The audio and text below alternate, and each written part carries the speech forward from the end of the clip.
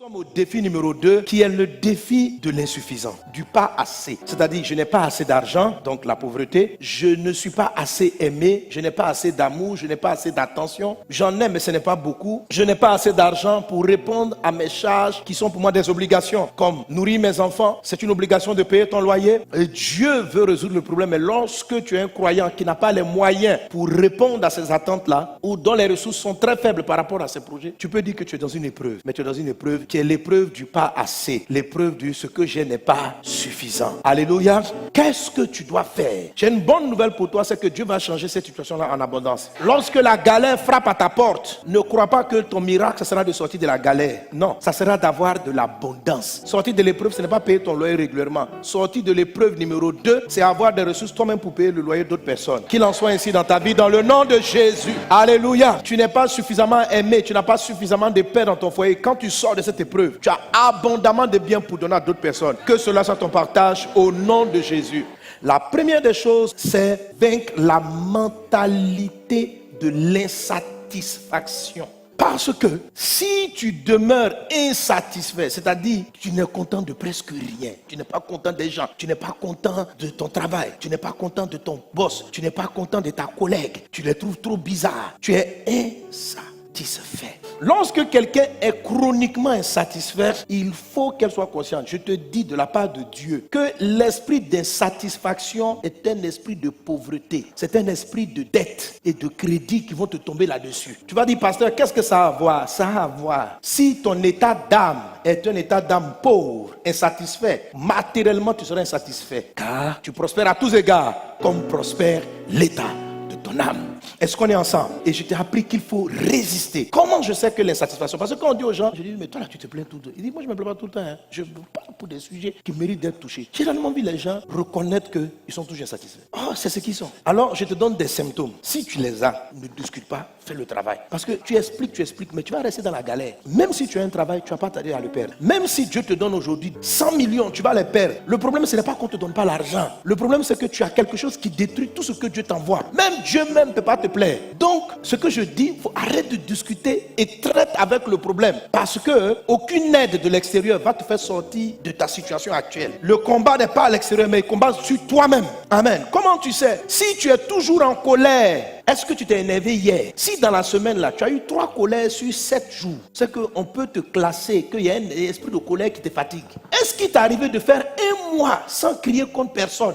Alors, si tu ne peux pas faire une semaine où tu ne cries pas contre quelqu'un, il y a un esprit qui te fatigue, il faut que tu le chasses. Un enfant de Dieu n'est pas irritable. Et je répète, si tu es nerveux, coléreux, tes affaires ne vont pas marcher. Et si elles commencent à marcher, ça ne durera pas. Donc, je t'annonce déjà que l'esprit de la pauvreté, la galère là, malgré tes prières, ne va pas s'arrêter. À moins que toi, tu ne décides de ne plus être irritable. Tu dois prendre la décision. Si tu prends la décision, parce que toute irritabilité s'excuse, on explique pourquoi on est tombé en colère. Donc, la colère est un signe d'insatisfaction. Pourquoi on se met en colère? On se met en colère parce que ce qui est là, ce n'est pas ce qui aurait dû être. C'est la raison pour laquelle on est fâché contre quelque chose qu'on trouve anormal. Sinon, tout le monde, on ne s'énerve pas pour rien, on s'énerve pour une cause. Alléluia. La colère est un signe qui montre qu'il y a insatisfaction. La tristesse est un symptôme qui montre qu'il y a un cœur qui est tout insatisfait. Si tu es triste, ça veut dire que tu n'as plus la joie. C'est-à-dire, on ne te voit pas dimanche, dans la semaine, tu es toujours souriant. Comment vous allez? Si tu es souvent renfrogné, tu es triste, tu es en train de réfléchir vraiment à la douleur de la vie, tu ne peux pas sortir de la pauvreté. C'est pas possible. Il faut prendre une décision d'être joyeux. C'est un esprit. Et maintenant, il ne faut pas croire que ça vient de toi, ça vient d'un esprit impur qui amène toujours tes pensées à aller vers ce qui va t'énerver, qui remarque toujours les défauts des gens. Tu crois que c'est un esprit aiguisé. C'est pas un esprit aiguisé, c'est Satan lui-même qui dit, regarde, elle chante bien, mais voilà, pourquoi ces soucis-là sont ici? Mais attends, quelle est la pensée là qui t'amène si ce qui va t'attrister ou ce qui va t'énerver? La voix que tu entends, elle est diabolique. Elle vise à finir tes finances. Donc résiste à ce démon. Comment tu résistes? Dès l'instant où tu te mets en colère, demande pardon. Arrête, tu coupes la colère. Tu te mets en colère, tu te réveilles le matin, tu dis j'aurais pas dû. Tu vois la personne à qui tu as mal parlé. Tu dis je te présente mes excuses. La personne va dire mais pourquoi? Tu as raison de t'être fâché. Tu dis c'est vrai, mais j'aurais pas dû te parler de la sorte. Je peux noter une injustice, mais le ton que j'ai utilisé, j'aurais pas dû le faire. Et puis tu t'humilies. Et tu vas voir que tes affaires vont commencer à mieux marcher. Tu vas sortir de la pauvreté. Fais pareil avec la tristesse. Résiste au diable. Parce que quand vous résistez à cet esprit de colère, de tristesse, d'angoisse, d'inquiétude, d'insatisfaction, il part de votre vie. Il libère une chambre Mais la Bible dit que tout esprit, lorsqu'il est sorti, va chercher à revenir. Autrement dit, si hier tu as triomphé de la tristesse, il faut savoir que la tristesse va tenter de revenir demain. Si tu as triomphé de la colère va chercher une occasion de retour. Il cherche un lieu de repos et il n'en trouve pas parce qu'il ne peut pas en trouver. L'esprit dit, je retournais dans ma maison. Tu vois, c'est ton corps, il appelle sa maison.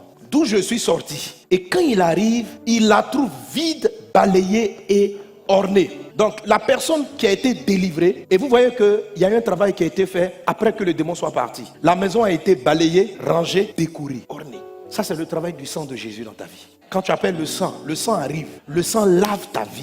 Le sang te dit, on ne vole pas, on ne ment pas, on ne triche pas. C'est ça, aménager. Mais le sang ne remplit pas la maison. La maison où le démon était, un démon est un esprit. Quand la Bible dit que la maison est vide, c'est-à-dire qu'il y a un autre esprit qui devait remplir cette maison. Et quel est cet esprit qui devait être là-dedans? Le Saint-Esprit. Donc si le sang de Jésus t'a délivré, il faut que le Saint-Esprit vienne te remplir. Parce que si tu n'as pas rempli, ta maison est jolie, elle est belle, elle est balayée, ornée, mais vide. Alléluia. Et un esprit impur, lorsqu'il est dans la vie d'une personne, se manifeste par des idées comme la colère, la tristesse, l'angoisse, c'est son travail, ou bien des maladies. Donc quand il part et qu'il essaye de revenir, si c'est un esprit de colère, il faut qu'il trouve que tu es rempli de paix. Tu comprends? Chasser la colère est une chose et se remplir de paix c'est une autre chose. Quand on chasse l'esprit de pauvreté, ça ne veut pas dire qu'on devient riche. Si l'esprit de pauvreté est parti, il faut qu'on ait trouvé dans ta vie maintenant la richesse. Si on vient et il n'y a plus d'esprit de pauvreté, mais tu n'es pas devenu riche, la pauvreté dit, mon gars, la maison est vide, balayée, ornée, et l'esprit vient se rasseoir à nouveau. Être délivré de la colère ne veut pas dire être rempli de la paix. On chasse l'esprit de colère, mais si ta maison n'est pas remplie du Saint-Esprit paix, du Saint-Esprit calme, la colère peut reprendre place. Donc quand je chasse un esprit, il y a des vertus à développer. Il y a le fruit de l'esprit, qui est la manifestation du Saint-Esprit à rechercher. Sois rempli du Saint-Esprit au nom de Jésus. On a prié pour chasser les démons. Tu as été délivré. Tu vas te rendre compte que ce qui t'énervait hier ne t'énerve plus aujourd'hui. Tu as dit, pasteur, c'est extraordinaire votre message là. Avant, si un chauffeur me faisait ça, la manière dont il a mal conduit là, j'allais baisser ma vitre. Non, mais c'est un chauffeur, c'est eux qui tuent les gens dans la ville. C'est à cause d'eux. Les bacala même là, on ne peut plus. Les taxis, d'accord. C'est vrai qu'il faut l'arrêter, mais il te bousille ta journée. Et c'est un démon qui est derrière ça. Tu arrives au travail, tu ouvres. Et tu rates des dossiers. C'est pour ça que tu deviens pauvre. C'est à cause de l'esprit de la colère. Donc il faut que tu paralyses. Tu vois, il faut arrêter que Satan possède les gens pour venir te fatiguer. Il faut cesser ce genre de bataille. Est-ce qu'on est ensemble? Amen. Mais une fois que l'esprit est chassé, il faut que quelque chose d'autre te remplisse.